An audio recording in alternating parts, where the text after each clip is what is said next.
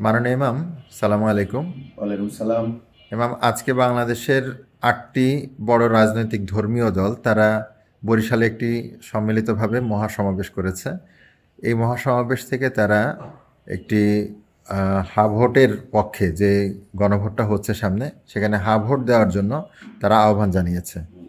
তো এই আহ, যে তাদের যে ডাক, তাদের এই আহ্বান, এটা বাংলাদেশে ইসলাম প্রতিষ্ঠার ক্ষেত্রে কতটুকু ভূমিকা রাখবে বলে আপনি মনে করেন? বাংলাদেশে ইসলামী সংগঠনগুলির এই ধরনের বড় বড় সমাবেশ করা, সম্মেলন করা এটা নতুন কিছু না। এখন বর্তমানে তারা ৮টি বড় সংগঠন একত্রিত হয়েছে, জোট করেছে। আমাদের কাছে যতটুকু খবর আছে, খেলাফত আন্দোলন, খেলাফত মজলিস বা চরমনায় জামাত ইসলামী সহ এভাবে তাদের সমমনা ধর্মীয় ৮টি সংগঠন তারা বরিশালে হাঁ ভোটের পক্ষে তারা আজকে দেখলাম ব্যাপক শোডাউন করেছে। আমার কথা হচ্ছে আসলে এখানে সারা বাংলাদেশের জনগণের সামনে তারা কোন ইসলামটা প্রতিষ্ঠা করতে চায় এটার একটা স্পষ্ট রূপরেখা তুলে ধরা উচিত আমি মনে করি।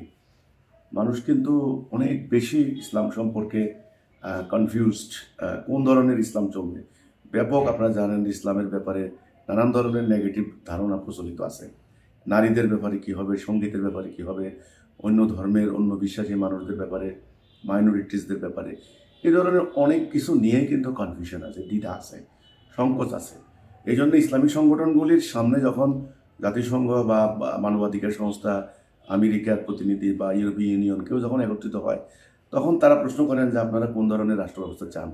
এই ব্যাপারটা কিন্তু আমাদের দেশের মানুষের মধ্যে কিন্তু মিশ্র প্রতিক্রিয়া আছে।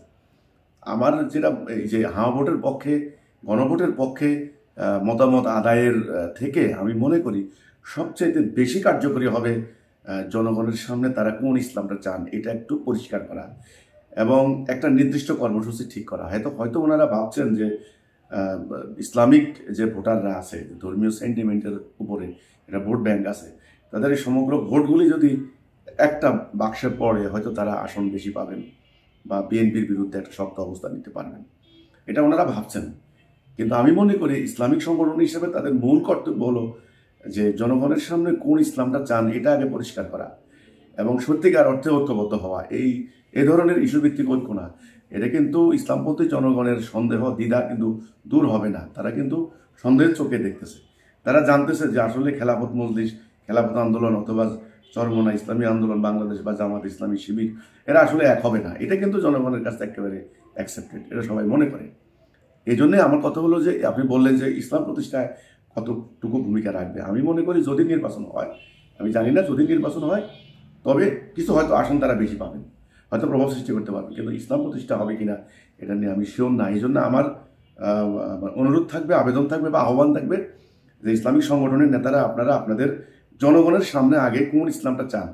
এত ফেরকা, এত তরিকা, এত মাযহাব, এত বিতর্ক, এত বিভক্ত, মানে মাসলা মাসাইল নিয়ে আকিদাগত বিরোধ, এটা বাদ দিয়ে বরং কোন ইসলামটা চান এটার একটা সুনির্দিষ্ট স্পষ্ট রূপরেখা আগে জনগণের সামনে তুলে ধরেন এবং একটা প্ল্যাটফর্মে আসেন সত্যিকার অর্থে একজনকে নেতা মেনে নিয়ে, তবে সেটা হবে কার্যকরী। আর এই ধরনের সমাবেশ, মিটিং, আহ্বান নির্বাচন অতীতেও হয়েছে, ইসলামী দলগুলিকে একত্রিত করার প্রক্রিয়া, কিন্তু ইসলাম বিজয় হয়নি।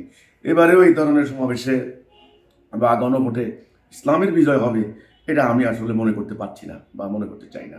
আমার আশঙ্কা হয় আসলে হবে না। হয়তো ওনারা নির্বাচনে কিছু লাভবান হবেন, কিছু সুবিধা পাবেন।